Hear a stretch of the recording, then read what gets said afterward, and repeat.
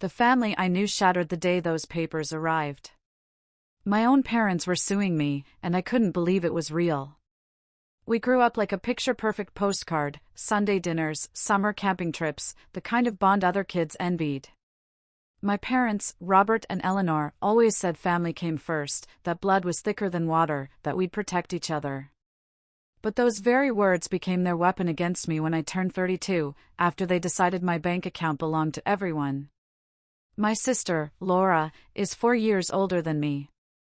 She married young, had kids quickly, and spent most of her 20s bouncing between part-time jobs while her husband, David, worked construction. They weren't struggling, but they definitely lived paycheck to paycheck in a cramped 2-bedroom apartment with their 3 children. I, however, took a completely different path. I stayed single through my 20s, climbed the ladder at a software development company, and saved money as if my future depended on it. No lavish vacations, no designer anything, just consistent contributions to my retirement and a substantial emergency fund that grew steadily.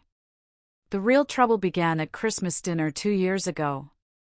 We were all there, Laura, David, their kids, Chloe, Jacob, and little Leo, plus my Aunt Brenda and her husband, Richard, all gathered around my parents' table. The conversation shifted to local housing prices, which had absolutely skyrocketed. Laura mentioned their landlord was selling, and they'd need a new place. David shook his head, the market's impossible right now. Everything decent is $400,000 minimum. We'd need at least $80,000 for a down payment, and our credit took a hit after that medical bill. Then, my mother's eyes slid across the table, straight to me. I felt the weight of her stare like a physical pressure on my chest. "Sarah has been doing so well," she said. "Haven't you, sweetheart? All that hard work paying off." I should have seen the trap, but I didn't. Instead, I smiled and nodded, genuinely proud of my accomplishments. I've been fortunate. The company gave me a promotion last spring, and I've managed to save quite a bit over the years. That innocent admission sealed my fate, though I had no idea then.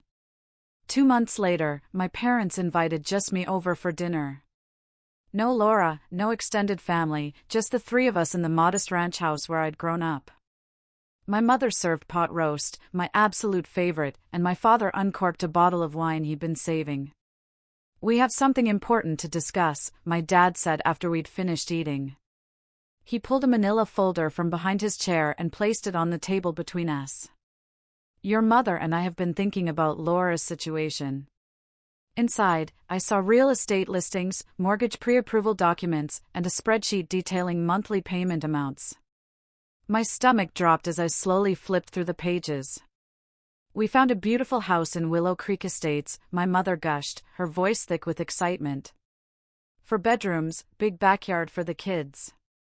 Excellent school district. It's listed at $350,000.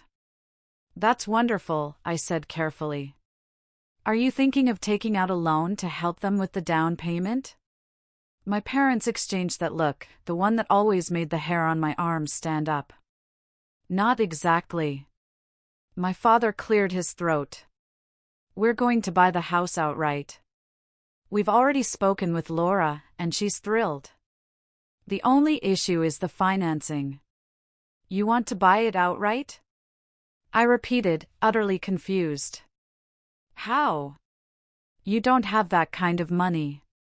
"That's where you come in, sweetheart," my mother said, reaching across the table to squeeze my hand. "We know you've been saving. You've done so well for yourself, and you've never had to support anyone but yourself. No husband, no children, no real expenses. Laura has sacrificed so much to raise those babies. This is your chance to give back to the family." I slowly pulled my hand away, convinced I had completely misunderstood. "What are you asking me?" My father slid the mortgage documents toward me. "We'll put the house in our names, with Laura and David living there. You'll make the mortgage payments until it's paid off. Think of it as an investment in your family's future." The room tilted around me. I gripped the edge of the table, trying to steady myself as I processed their words. You want me to pay $350,000 for a house I'll never own, so Laura can live there for free? Don't be dramatic, my mother said, her tone suddenly sharp. It's not like you're doing anything with that money. You're single. You rent a perfectly adequate apartment, and you have no dependents. Meanwhile, your sister is struggling to give your niece and nephews a decent life. Where is your compassion? My compassion? I stood up so fast my chair scraped against the floor. I've spent the last 12 years working 60-hour weeks, skipping vacations, driving a 10-year-old car, all to build security for my future. Now, you want me to hand over everything I've saved because Laura made different choices? Different choices? My mother's voice rose to match mine.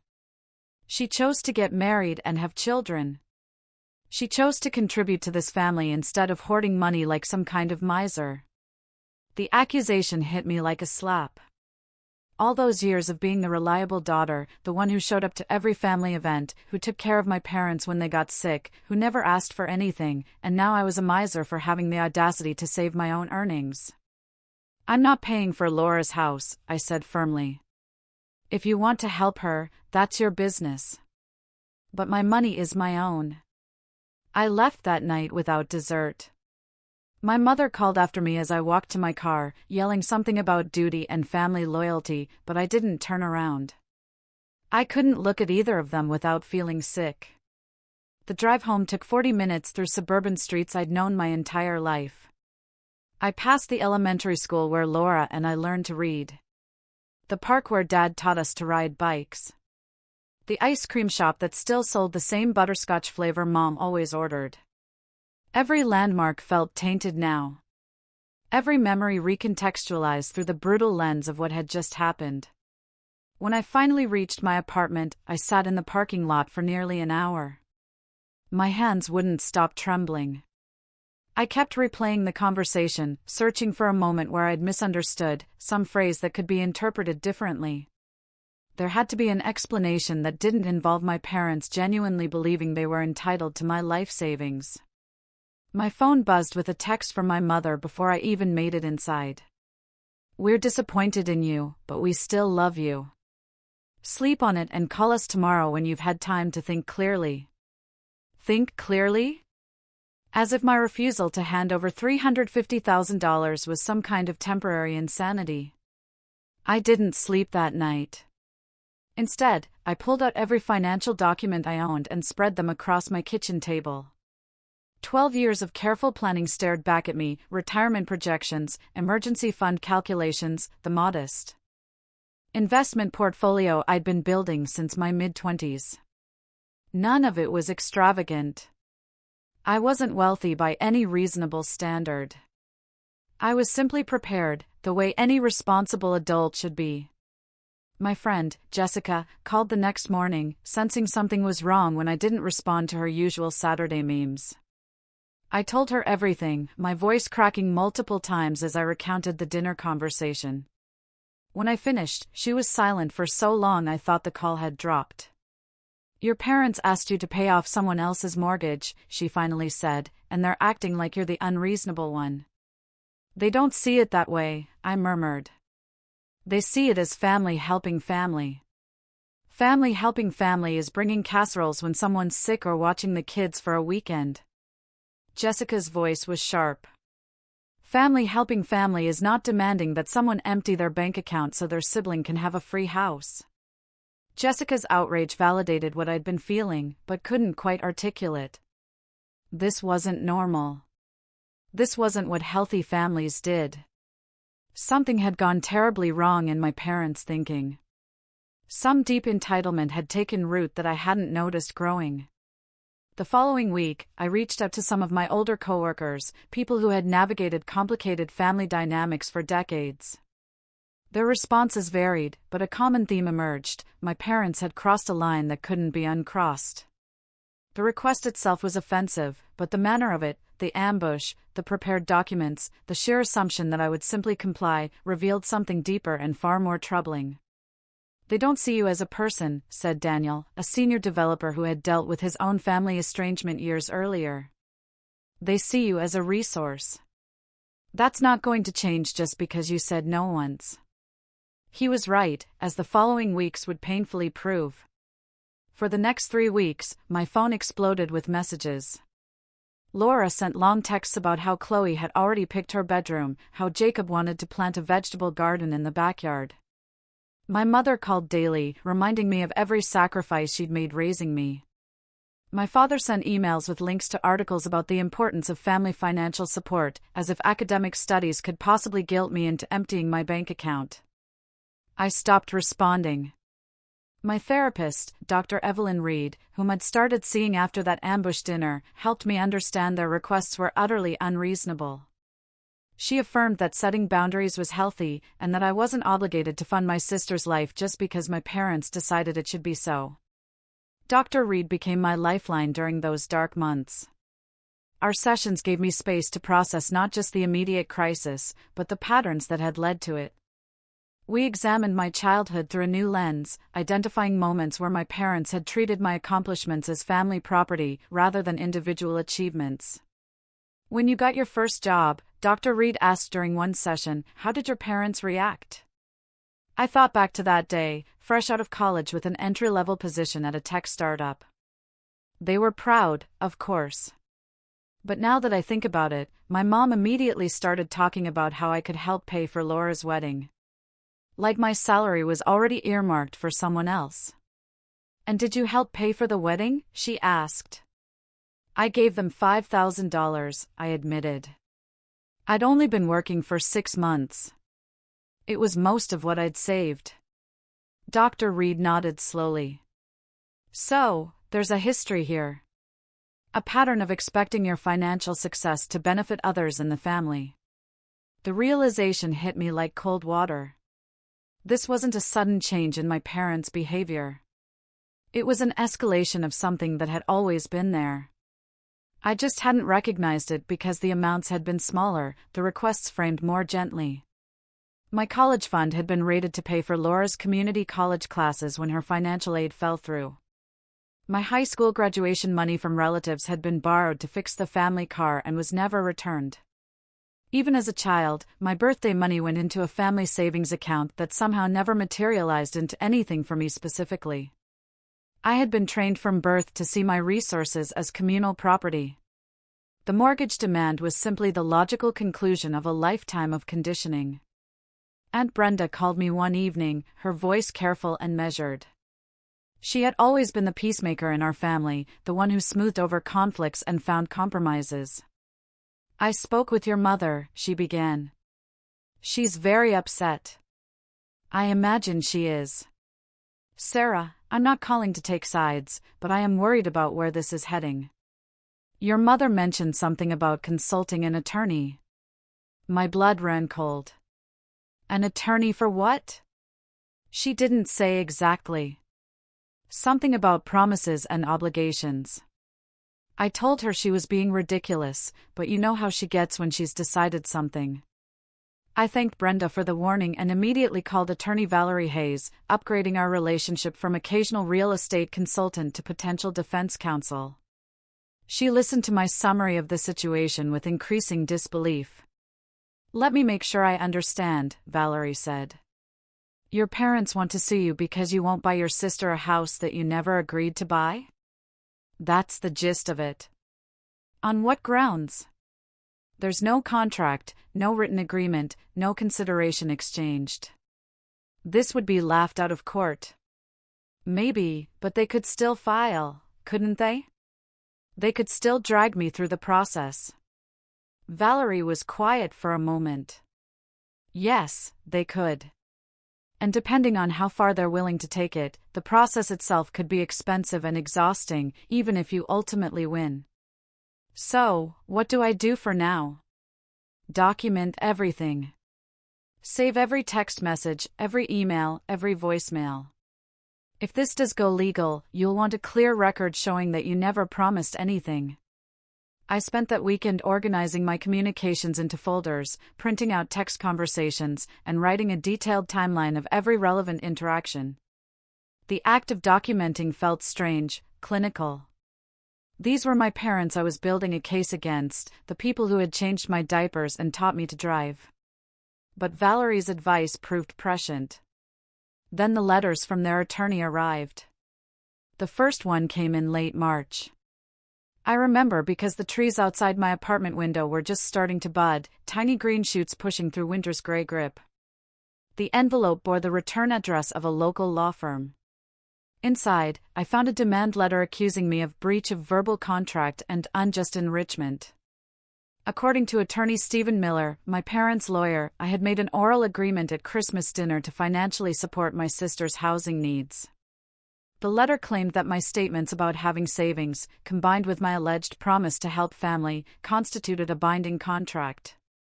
They demanded $350,000 to purchase the house in Willow Creek Estates, plus legal fees. I actually laughed when I finished reading it. Surely this was a joke, a desperate bluff meant to scare me into compliance. No court would enforce such a ridiculous claim. I called attorney Valerie Hayes, whom I'd worked with on real estate matters, and read her the letter. "This is absurd," I said. "They can't actually sue me for money I never promised them, can they?" Valerie was quiet for a moment. "They can file anything they want. Whether they'll succeed is another matter. But I have to warn you, Sarah, litigation is expensive and emotionally draining, even when you win. Are you prepared for that? Do I have a choice?" 2 weeks later, I was served with a formal complaint. My parents had filed suit against me in civil court, seeking $350,000 plus damages for emotional distress and family alienation. The complaint painted me as a heartless miser who had deliberately dangled false promises of financial support before her struggling sister, then cruelly withdrawn them once the family became dependent on my assistance. Reading their words, I barely recognized myself. According to my parents, I had spent years flaunting my wealth at family gatherings, making Laura feel inadequate, and engineering a situation where my sister's hopes were raised and then dashed. They claimed I had caused Chloe, Jacob, and Leo psychological harm by promising them a dream home and then snatching it away. None of it was true. I had never promised anything.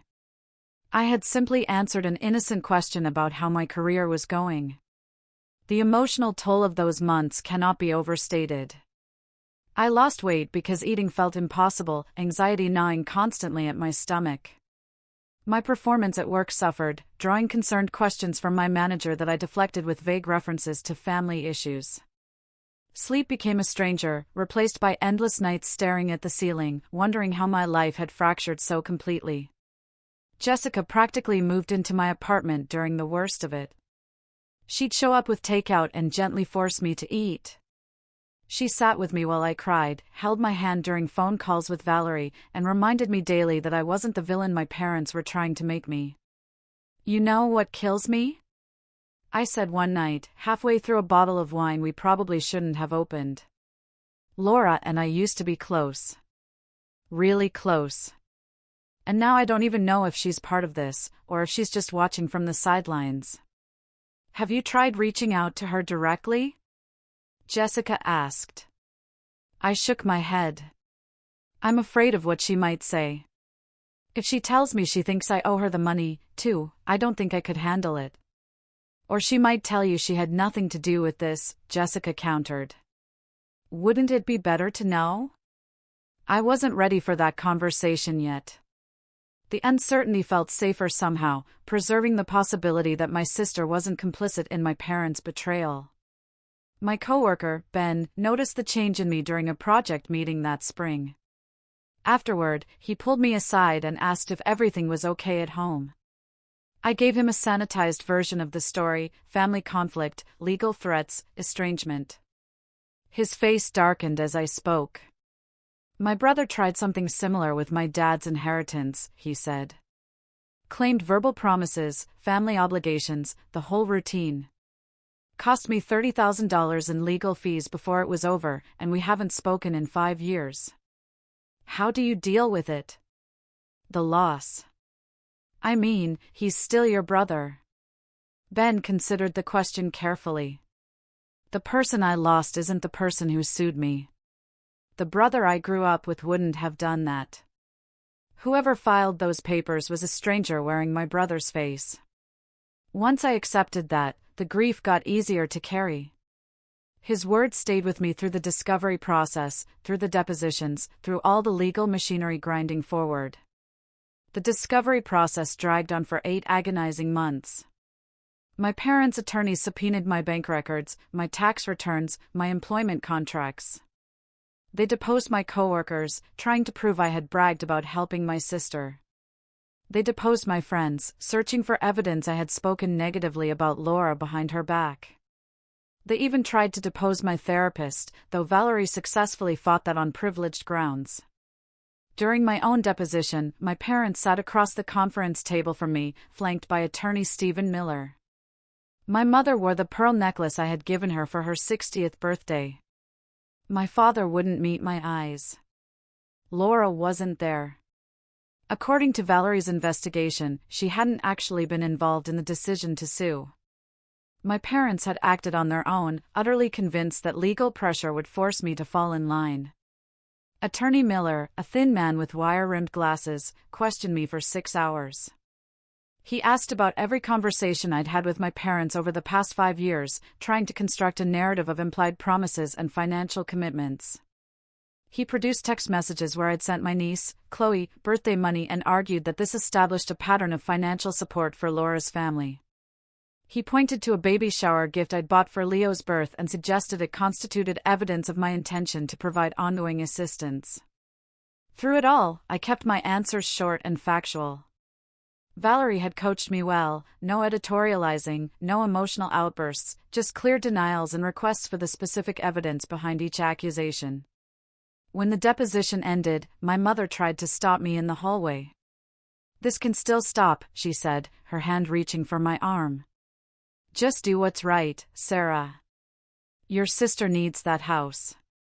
Those children deserve stability. Why are you being so stubborn?" I looked at the woman who had raised me, who had taught me to read and ride a bike and cook my grandmother's spaghetti sauce. I searched her face for some trace of the mother I remembered, the one who had cheered at my college graduation and cried happy tears when I landed my first job. "You're suing me," I said quietly. "You're suing your own daughter because I won't give you $350,000, and you're asking me why I'm being stubborn?" She flinched as if I'd struck her. My father appeared at her elbow, steering her away without a word to me. The trial was scheduled for the following spring. As the date approached, Valerie and I prepared our defense. We had strong legal arguments, no written contract existed, no witnesses could corroborate any verbal agreement, and the entire premise of their case rested on a few innocuous comments I'd made at dinner. But Valerie warned me that trials were unpredictable, especially when family dynamics were involved. "Judges are human," she said during one of our preparation sessions. "If your parents can paint you as cold and selfish while they look like heartbroken grandparents trying to provide for their grandchildren, it could affect how the judge weighs the evidence. We need to humanize you, show your side of the relationship." I spent weeks gathering documentation of my contributions to the family over the years, holiday gifts, charitable donations made in family members' names, emergency loans I'd given my parents when their roof needed replacing, loans they never repaid, I might add. I compiled a timeline showing how I'd been a supportive daughter and sister right up until the moment they demanded I surrender my entire savings. The courtroom was smaller than I expected. Television had given me visions of grand chambers with towering ceilings and ornate wooden benches. Instead, we filed into a modest room with fluorescent lighting and water-stained ceiling tiles. The judge, a silver-haired woman named Judge Helen Carter, presided from an elevated platform that didn't quite manage to look impressive. My parents sat at the plaintiff's table with attorney Stephen Miller. My mother had dressed conservatively, a navy suit that made her look fragile and maternal. My father wore the same tie he'd worn to my high school graduation, and I wondered if that was intentional, a subtle reminder of all the years before this fracture. Laura sat in the gallery behind them. David was noticeably absent. According to the rumor mill that was my Aunt Brenda, he had refused to support the lawsuit, and the couple had been fighting constantly since it began. My sister looked exhausted, dark circles under her eyes, and a tension in her shoulders that suggested she hadn't slept well in months. Attorney Miller gave his opening statement first. He painted a portrait of a family torn apart by one selfish member's greed.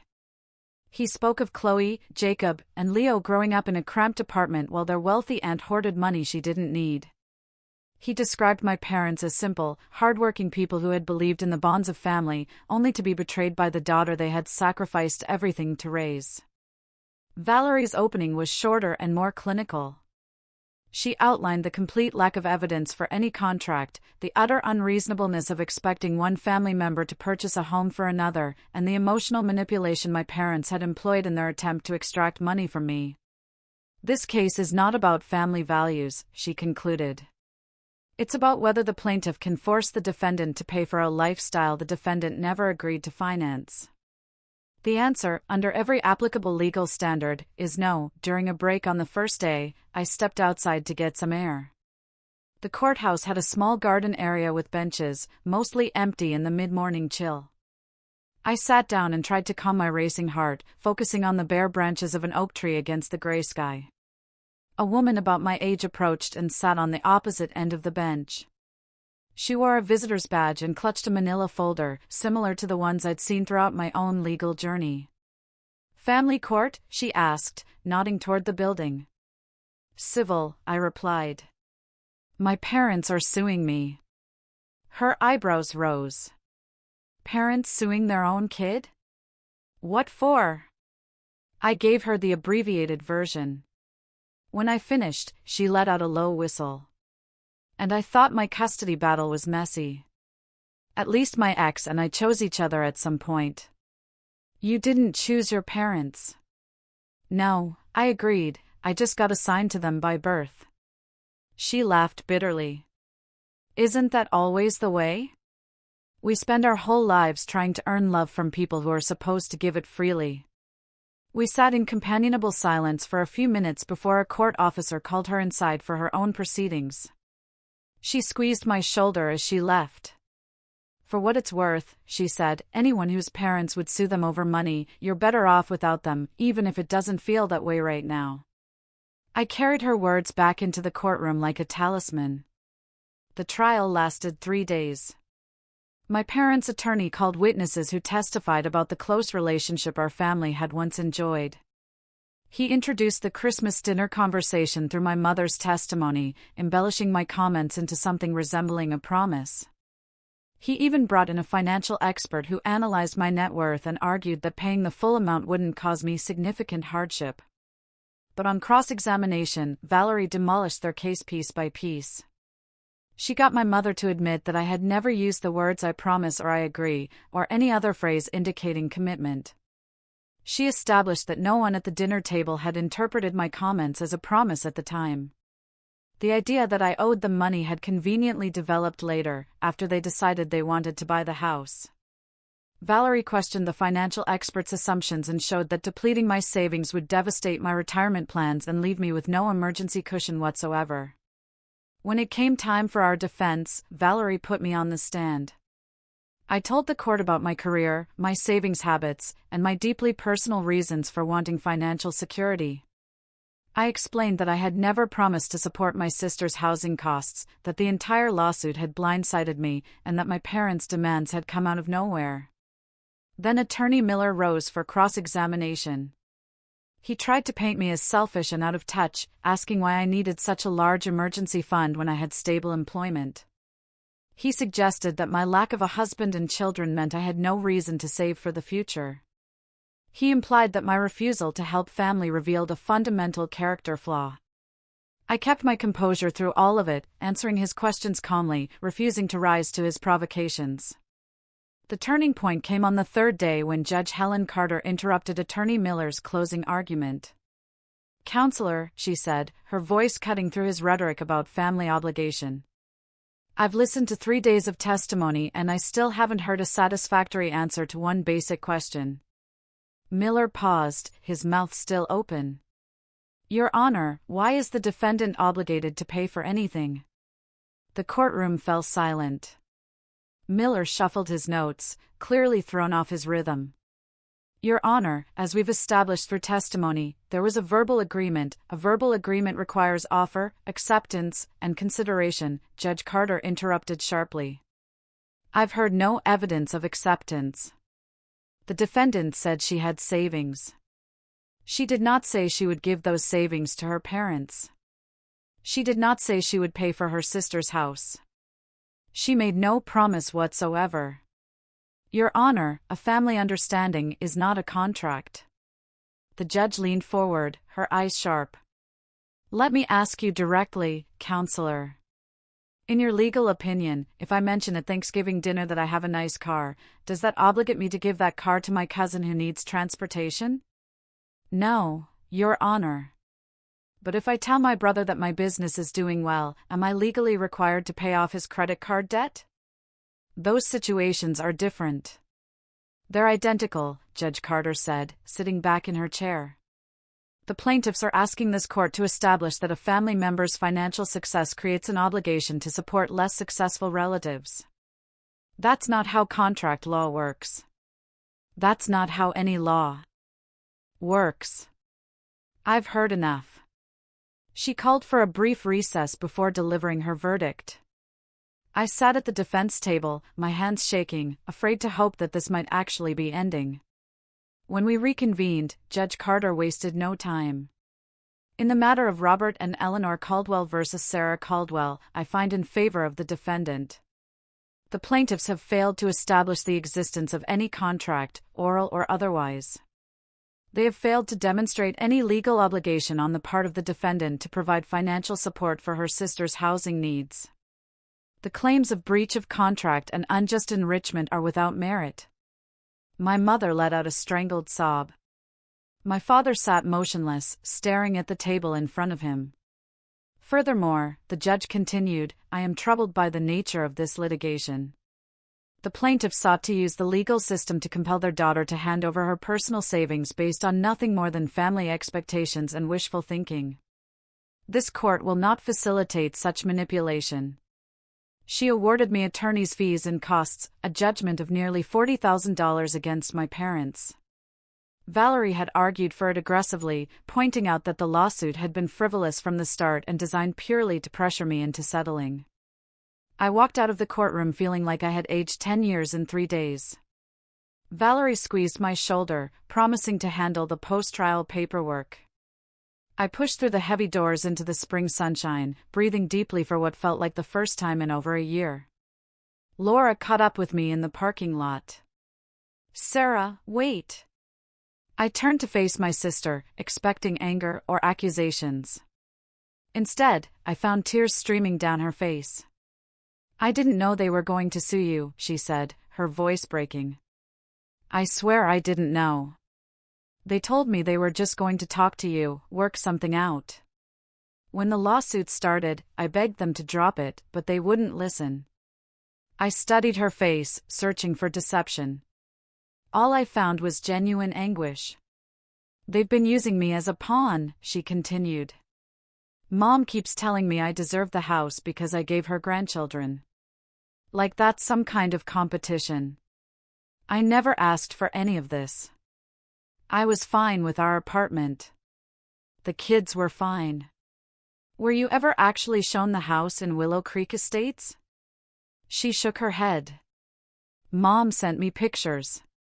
She said it was already basically decided. I should have questioned it more, but I just. She trailed off, wiping her eyes. I wanted to believe something good was happening. We stood there in the parking lot, two sisters on opposite sides of a chasm our parents had carved between us. I thought about all the holidays we'd shared, all the inside jokes and childhood memories. I thought about Chloe, Jacob, and little Leo, who had done nothing wrong and deserved better than to be caught in this disaster. I don't know how to fix this, I said finally. Neither do I. Laura reached out and took my hand, but maybe we can figure it out together, without them. The aftermath of the trial reshaped everything I thought I knew about family. My parents never paid the judgment against them. Valerie eventually placed a lien on their house, which prevented them from selling or refinancing until they settled the debt. We didn't speak. I removed myself from every family group chat, blocked my mother's number after she left a voicemail calling me an ungrateful monster, and started building a new definition of what family meant. Laura and I began meeting for coffee once a month, then twice a month, then weekly. We talked about our childhood, examining memories through adult eyes and realizing how often our parents had played us against each other. I remembered being 8 years old and crying because Mom said Laura was her favorite since she was easier to raise. Laura remembered being 12 and devastated because Dad told her I was the smart one and she should focus on finding a good husband. They had been manipulating us our entire lives. We realized the lawsuit was just their most blatant attempt yet. David eventually came around once he understood that I hadn't refused to help out of spite.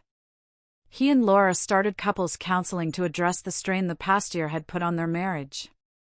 I offered to help pay for it, not because I felt obligated, but because I wanted to support my sister in a way that felt genuine. Last month, Laura texted me a photo of a small house with blue shutters and a wraparound porch. We made an offer, the caption read, "Modest, but ours."